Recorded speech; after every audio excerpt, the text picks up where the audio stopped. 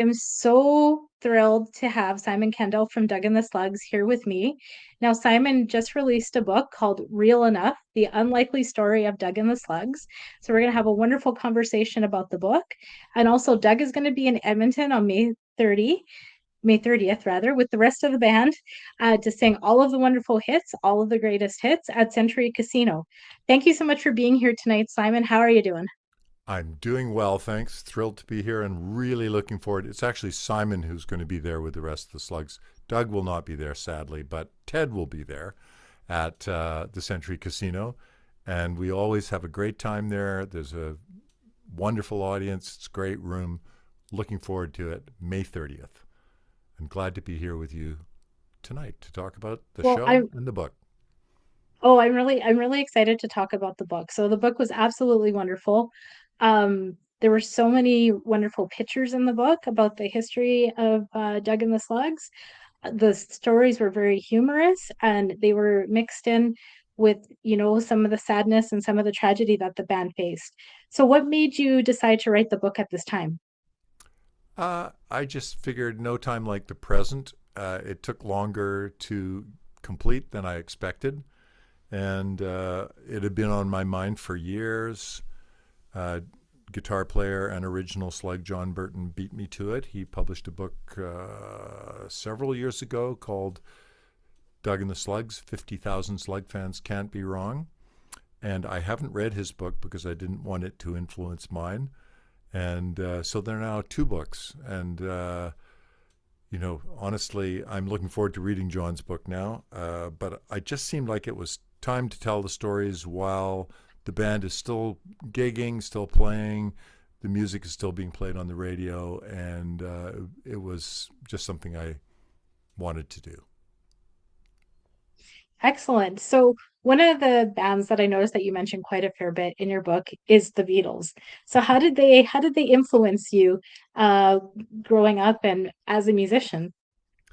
Well, I had a kind of a quirky musical childhood, which is to say, I grew up listening to classical music and pretty eccentric music from the Goons in England and weird Tom Lehrer, some twisted stuff.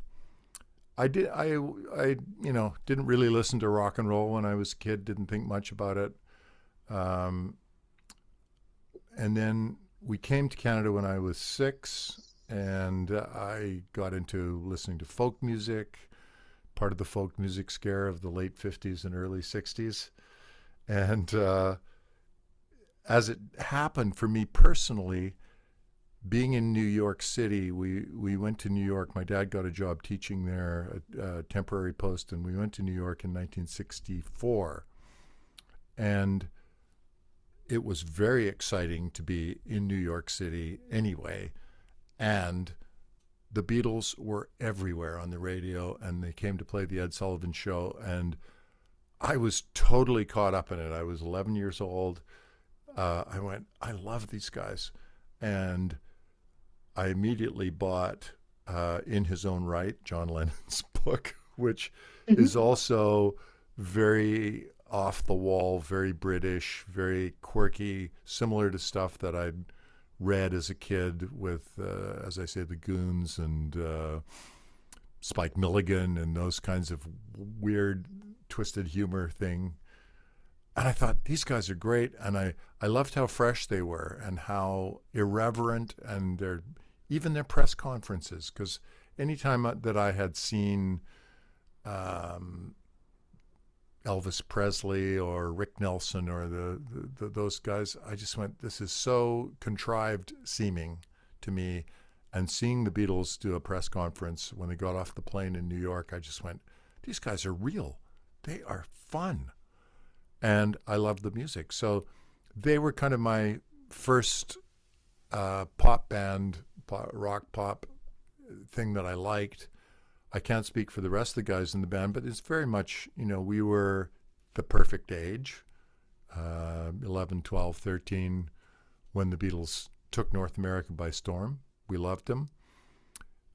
We used to listen to the Stones as well and kind of went okay, comparing them and listening to that. But I liked how experimental the Beatles were, how irreverent they were, and how eclectic they were. So, did you ever have a chance to see them live? No. Nope. I was not here in the summer of 1964. I think they came to Empire Stadium in Vancouver. That summer, I had gone with my brother back to England, and our granny took us to see A Hard Day's Night. Yes, that's a great movie.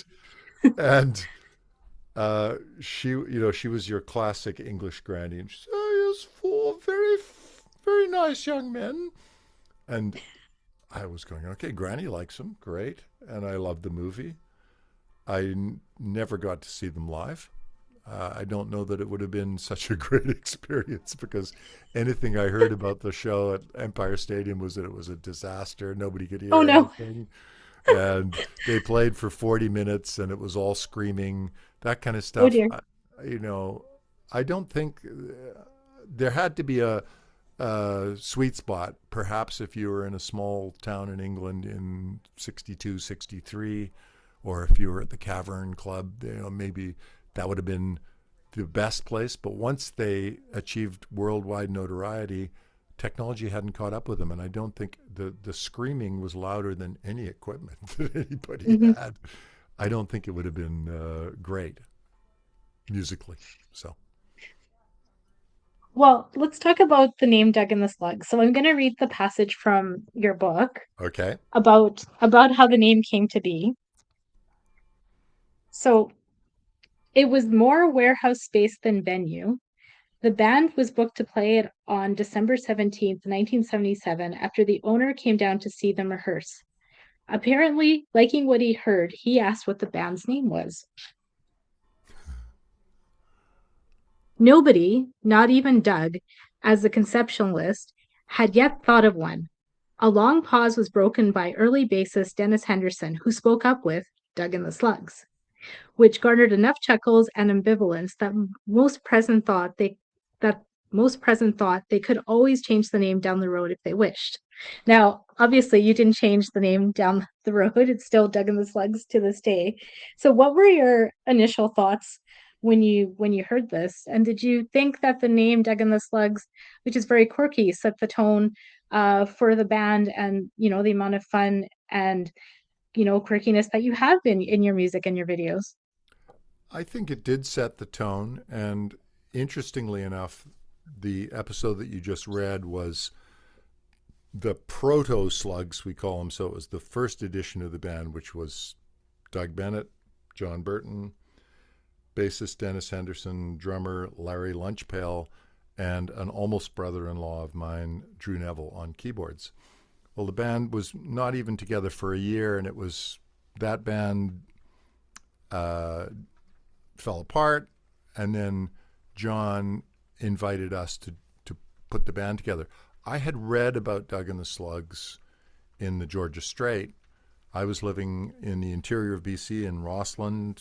Uh, we had our first baby in Rossland, and I was kind of leading a double life as a tree planter and a country musician.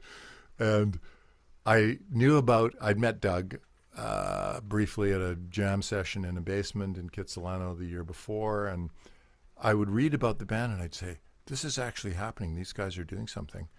And I'd go, "Oh, great." I thought the name was interesting.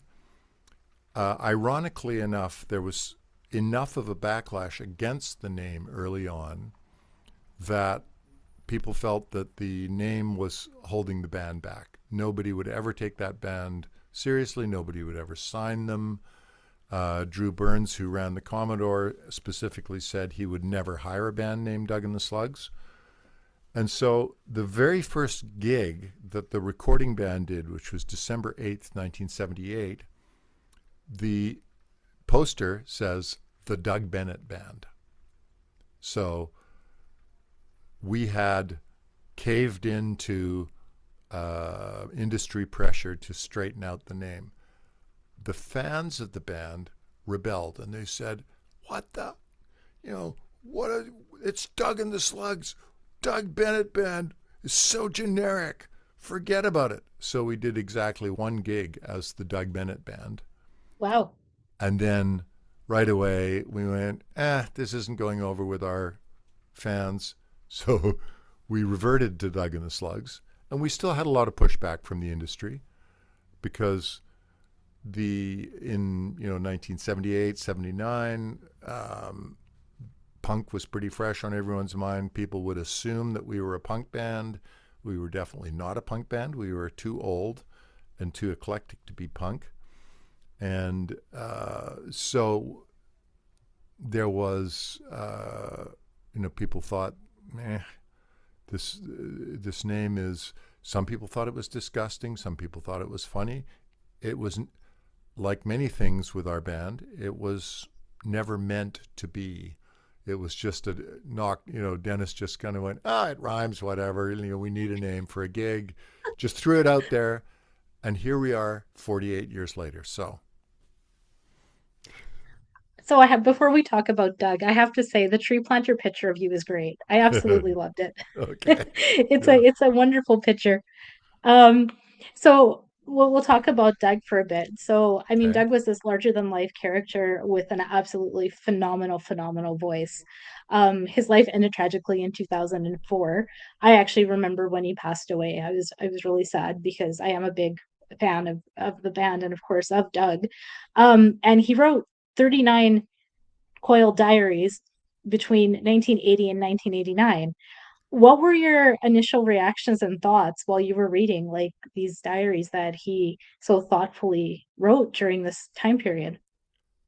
I haven't read them cover to cover, so it was interesting because at the time we would kind of tease Doug because he would sit in the back of the van and oh, what's Doug? Oh, Doug's writing his journal, and we'd mock him or whatever. And we went, oh, sure, yeah, great. He's yeah. We would joke about how we would what he might say about us, and I honestly don't know what his intention was. I think he wanted to keep track of the story. There are some cases where I've read excerpts that are heartfelt and where he's acknowledged me personally, and that's lovely to get to read that all these years later. There are, Doug was. It was very frustrating being the leader of this band because there are always going to be disagreements, and he found us to be, you know, not always easy to get along with. We had a lot of opinions. There were at least four loudmouths in the band, so there was a lot of banter and discussion.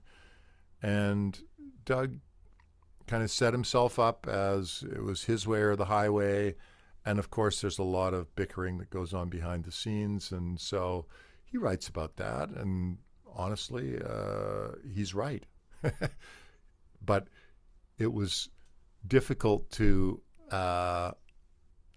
always, to appreciate what he brought. The fact that it was his drive, his vision, all those things were essential to our band.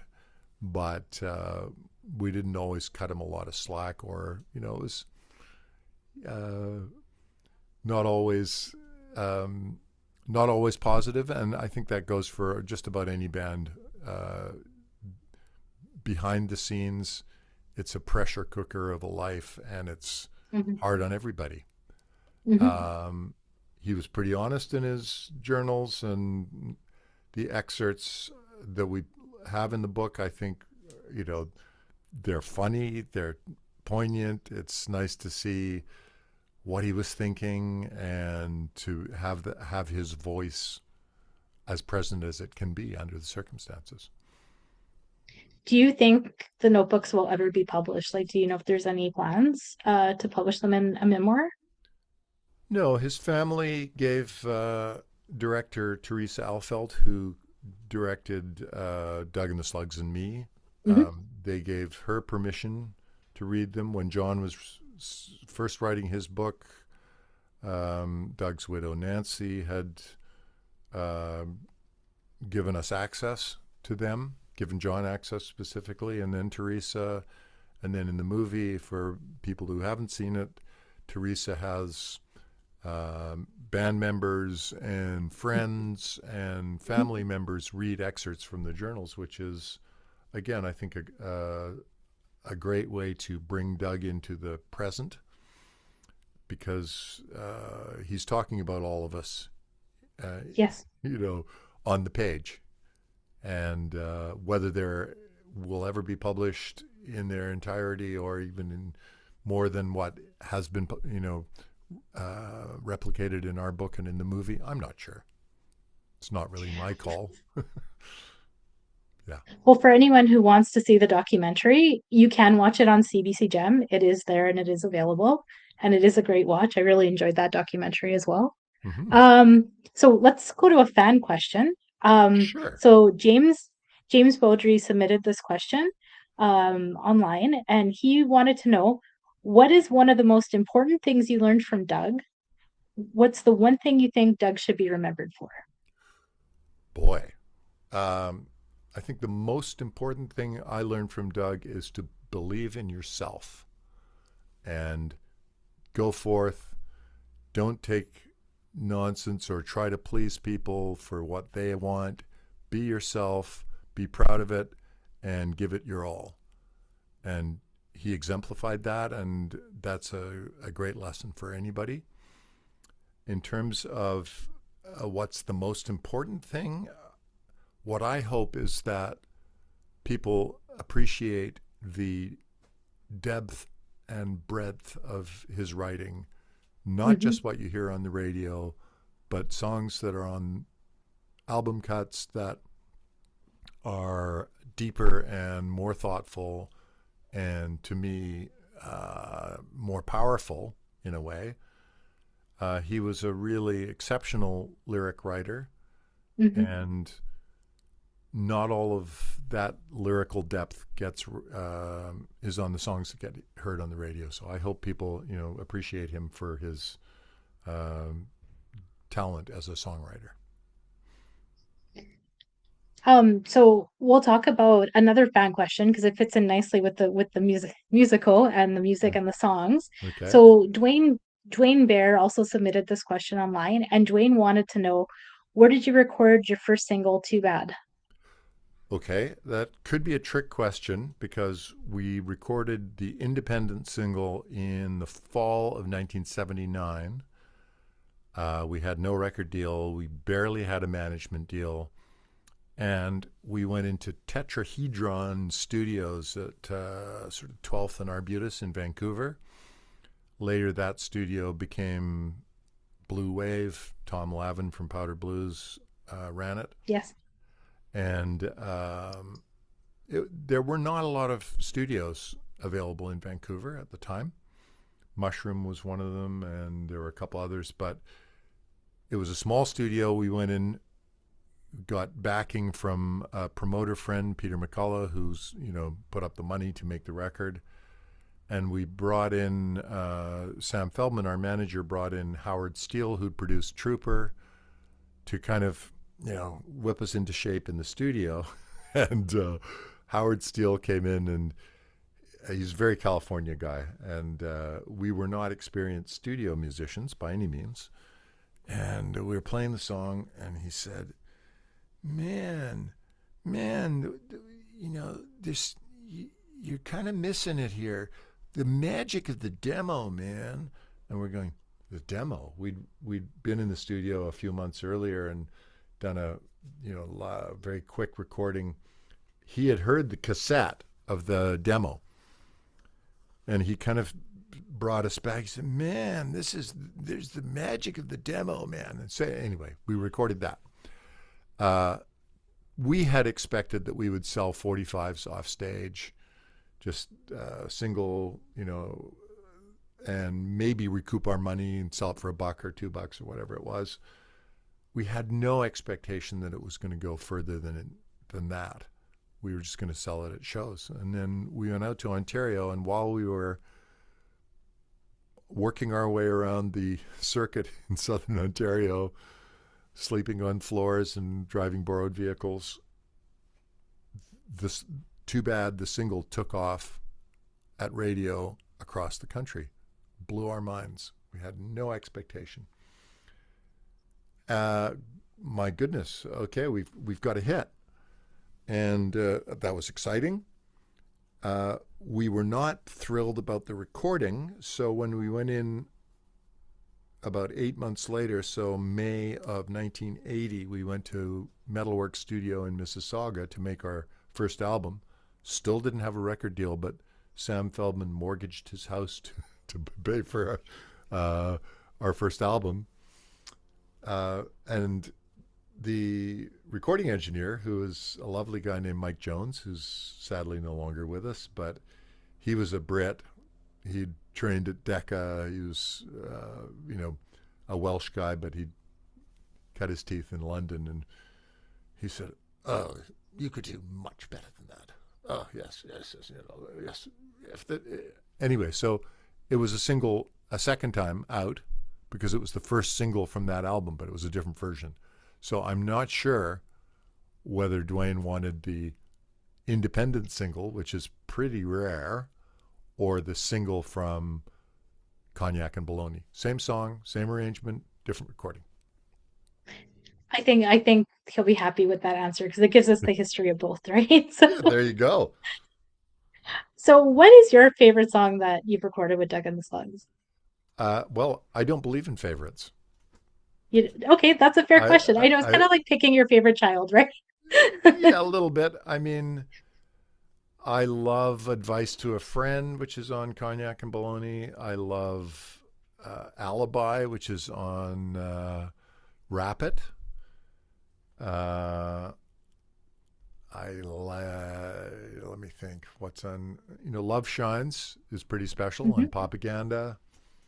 These are, and as I say, I don't really believe in favorites. I'm proud of most of it. There's a couple songs you go, "Oh, geez, what were we thinking?" Or "Why did we do that way?" That's bound to happen. But I still really enjoy playing the songs, and the band and audiences really enjoy the guys who made the records, except for Mhm. Doug, playing them live. So, and now we get to play songs that Doug wouldn't let us play, including some of those obscure songs, because Doug just, you know, we'd put them on an album, and then I'd be there backstage, and he's writing a set list, and I'd say, "Yeah, what about advice?" Forget it. People don't want to hear advice to a friend. I go, "Really?" Well, because it's serious, and that wasn't the vibe of the band live. So whether he was right or wrong, we get to play it now, and he can't tell us otherwise. So will that be on the set list on May 30th? I won't promise anything. Definitely some of those songs. We'll probably do Partly from Pressure, which is another song I love. Great. We may or may not do Advice. Advice is not a dance song, Mm. and there is, people dance at the Century Casino, and we play all the hits. Don't worry, but we like to slip in a few songs that maybe people haven't heard, or if they haven't listened to the albums, they won't know. If they just listen to us on the radio, they've missed part of the Cognac side of the band, if you like. So let's talk about the music videos for a bit because I have to Okay. say, out of all of the Canadian bands that I absolutely love, your music videos are by far the funniest. Mm-hmm. They infuse so much humor, like making it work to this day still cracks me up. It doesn't matter how many times I've seen it, I will just laugh and Oh yeah. like if I'm depressed, this is the video I throw on. It is so funny. How did it feel making these videos? Like what was the thought process? Well, I don't know if thought had a lot to do with it. There are a couple of factors. One is I believe John Burton is the first guy who described this as being clinically incapable of taking ourselves seriously, and uh, that's just an observation, but I think that we all shared that irreverent sense of humor. And we used to have a little catchphrase that was more of the self deprecating humor that's gotten us nowhere. And because we just liked having fun. That's one factor. The other really important factor is that Doug was a really gifted artist, cartoonist, and so he would dream up these storyboards for those videos. He would take input from the band, but largely it was okay. This he would have this idea. Okay, this is the song. This is how we're gonna. This is the story we're going to tell, and he would storyboard the entire video. And by storyboarding, if people don't know, it's essentially like a comic strip. You Mhm, have a mhm, you have images, and uh, it's a common format for feature films, for uh, any movie or series or commercial. At some stage, typically they are storyboarded, which means that then the cameraman can look at it, the set designer, all the people who are involved will look at that. Well, Doug would do that, and we would kick the ideas around and make suggestions or whatever. But he would storyboard those, which was really unusual because music video was just taking off at the time, mhm. and typically it was pretty generic, corny, schmaltzy stuff or pompous, whatever. There wasn't a lot of humor in, in those early videos, and it worked for us. MTV in the US, before there was ever much music, there was MTV. And we were kind of astonished when we went touring in the northeastern US. This would have been in 1980, 80, 81. And people would come out to the shows and they would dress up like characters in the videos. And they had seen, well, HBO was also just getting started at the time, and HBO would use music videos as filler. So if they needed to fill out an hour because they, whatever, they would throw in, and people would say, HBO, HBO. And we went, what's HBO? We didn't know.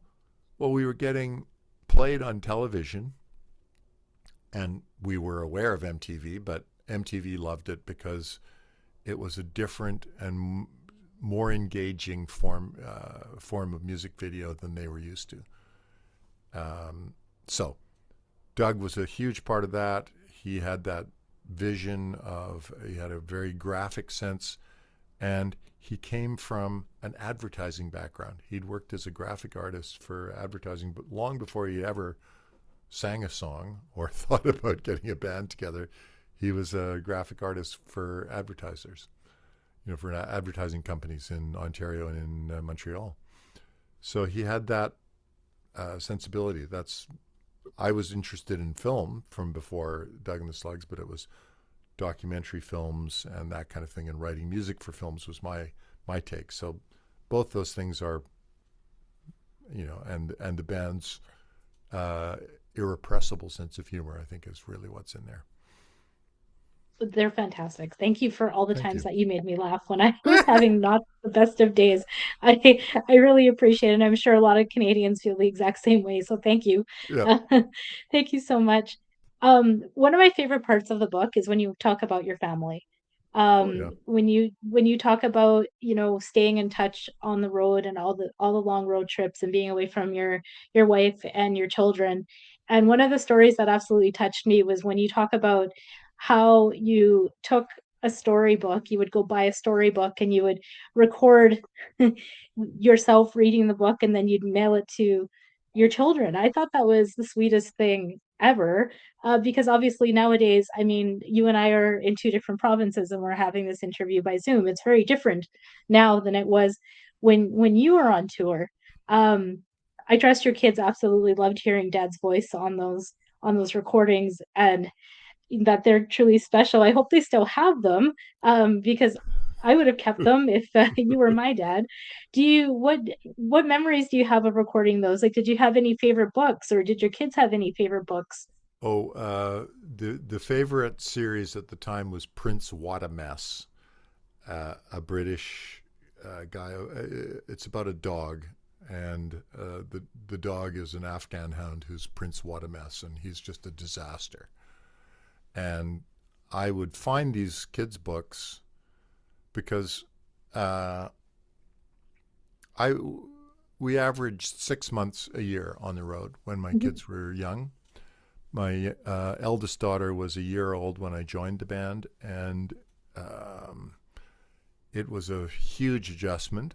And Pauline, as I say in the book, she fortunately is strong, extraordinarily capable woman, and she kept it together. Uh, but it was not easy for any of us. mhm, mhm. And I discovered this idea of recording because I was going, oh man, I really miss reading the kids a story. And Of course. with our grandkids, guess what? There's FaceTime. You can do it's easy, and Yes. I love that. But at the time, there was no FaceTime, and kids are not that interested in talking on the phone typically. Mhm, It's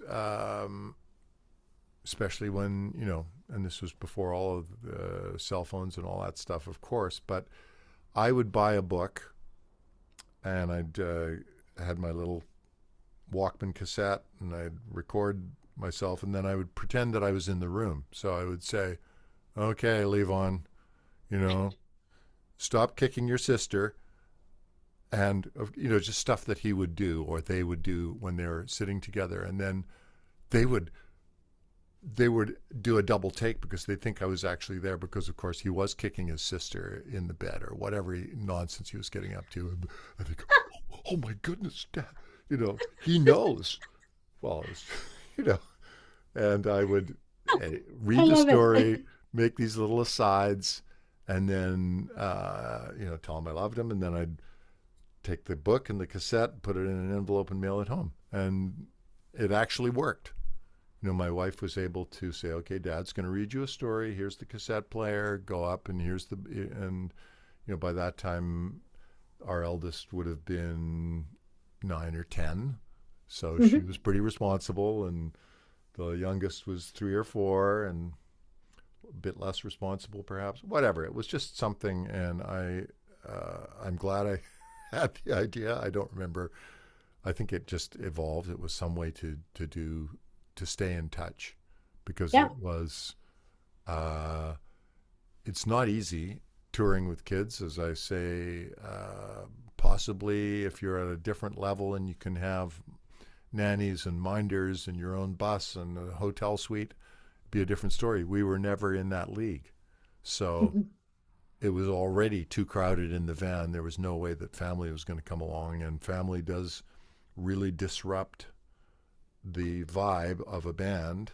It's difficult to keep all that stuff together. I was the only guy at the beginning. I was the only guy with kids, so um, the other guys in the band, they liked the kids, but they weren't parents, and they really did Mhm. not.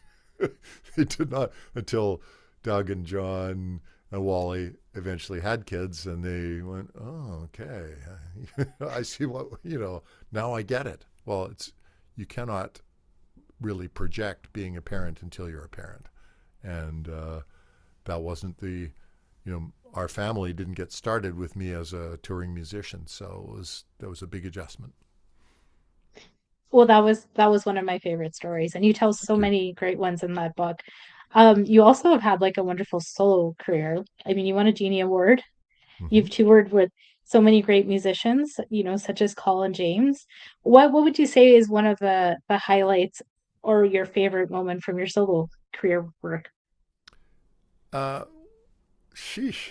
Um, there's a lot. You know, loved touring with Colin, and there was a point where Pat Stewart, Doug Elliott, uh, Craig Northey, and I were Colin's band, and so that's Mhm. odds plus three guys from Odds, me and Colin. And at the time, we had a band called Sharkskin, which was an instrumental R&B band with Mhm. without Colin.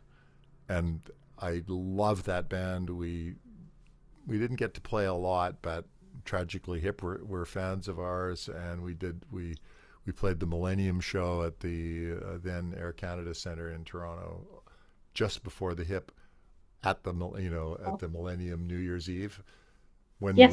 when the world was going to end. We were the last band to play before the world ended, and guess what? The world didn't end. So that was that was big fun touring with those guys. Also playing in the U.S.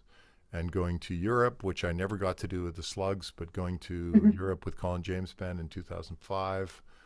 And then I went, oh my goodness, like in the time that it would take to drive from Vancouver to Kamloops, we've been in 3 countries. This is amazing. And the audiences are great. So playing in Belgium and Germany and Norway and Spain, I just went, man, I wish, I totally wish the Slugs had gotten to do that. Mhm. We never did. Mhm. Well, we're gonna go to another fan question, our last fan question. So this one's Okay. from Dave Mallett. Okay. So Dave is a big fan of yours, a huge fan of yours, and he said that he was born in Lloydminster, and he was wondering if you had any memories of playing the Capri Motor Inn in Lloydminster back in the 80s and 90s, and he was wondering if you had any stories about his hometown of Lloydminster. Well, hi, Dave. Uh, you'll just have to buy the book because there's a picture in the book of the Capri. Sadly, it's a black and white picture, even though the original is color. And we especially liked it because it's got that, the iconic neon sign, and then it's Doug and the Slugs, smorgasbord, 3 to 7 o'clock or something. And we felt like it was a real Spinal Tap moment. It's like the puppet show and the smorgasbord, and there's Doug and the Slugs at the Capri Motor Inn. I'm sorry to say I don't specifically remember the Capri, the stage, or any of that stuff, but I do have 2 Lloydminster stories for you. The first is pretty silly. I was never a good golfer, but every once in a while when I was out touring, we'd have a day off or an afternoon off, and I'd go golfing.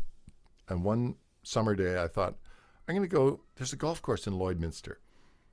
I can't remember where the course is, but I stole the car and I drove out there and rented some clubs. And I thought, I don't have to worry about the mosquitoes because there's a howling gale out here. It's, easily blowing 60 kilometers an hour. You know, and I got out there on the golf course, and those buggers, those mosquitoes, they could find you in a howling gale. They'd latch onto your arm and bite you. And I went, these are, these prairie mosquitoes are tough. So that was Lloydminster 1. Lloydminster 2 is a crew adventure, and it would probably be in the early 90s in the winter. We were all tucked up in our beds in Edmonton, and the crew is driving to Saskatoon. And they're driving, at the time we would tour, the band is in a 15 passenger van with 7 or 8 guys. And the crew would drive 3 guys in a 5-ton truck. So we've gone to bed. When we get up to start driving to Saskatoon for the show, there's a message at the front desk because guess what? No cell phones. The crew were driving through Lloydminster at probably 2 or 3 in the morning. They hit black ice, and the 5-ton truck just started to slide. The rear wheels went up on a median, and the truck teetered at 45 degrees for a couple seconds until all the giant PA equipment in the back of the truck shifted and the truck fell over on its side. Nobody was hurt, but the guys who weren't driving, they would tie themselves up into the seats in the front seat of the cab of the 5-ton to sleep. So they Yeah. would put a bungee themselves into. So these 2 guys are hanging like bats. The driver is on the bottom, Oh, no. and they go, "Oh my goodness, what are we gonna?" The trucks just fell over in slow motion, and Frank Felder, who's was a dear friend and a great roadie, and no longer with us, sadly. But he, I don't know who he called, but he probably called the rental company. They sent a replacement truck. They sent a tow truck, pulled the truck back up on its wheels, transferred all the equipment, and they made the show. They said we might be a bit late in Saskatoon because this is what happened, and kudos to them. That is the kind of thing that our crew did. I mean, that was exceptional, but those guys Yes. were amazing at, the Hmm. show must go on, and they worked harder than anybody, and we're very grateful to them. So That's a there's my fantastic Lloydminster story. stories. There you go, Dave. So before we end the interview, do you have any book signings or any events coming up? Well, tomorrow at the Book Warehouse in Vancouver, we're doing Aaron Chapman and I are doing a little Q&A and book signing. Great. Uh, Looking forward to that. The official launch is at the Tyrant Studios here in Vancouver on June 3rd. And if people have been to Vancouver, they might know of the Penthouse Cabaret, a famous room here, and it's on the top floor. It's has, probably a 90-year history. That's at Tyrant Studios. That's on June 3rd, the official launch. There's a possibility I will have an event in Edmonton. The publicist is reaching out, and if there is, but I will have copies with me at the Century Casino, and I'm happy to sign them and chat to people after the show. I was And just going to ask that. I was yes, going to ask if you were going to have books for sale I will at the have show books for for. sale, and happy to sign them for people. And if there's, I will let you know. In the meantime, if it turns out that there's an official bookstore event, because it would be probably it would have to be on May 30th, really, or yeah, on the Saturday itself. So that there's a possibility. I just don't know for sure, Okay. and I'll definitely keep you posted when I know anything about Okay, fantastic. So for our friends in Vancouver, you know what you're doing tomorrow. that. Check Yes. out the Q&A and then the official launch. And then for everybody here in Edmonton and surrounding areas, we have this wonderful show on May 30th at Century Casino. The book is going to be there.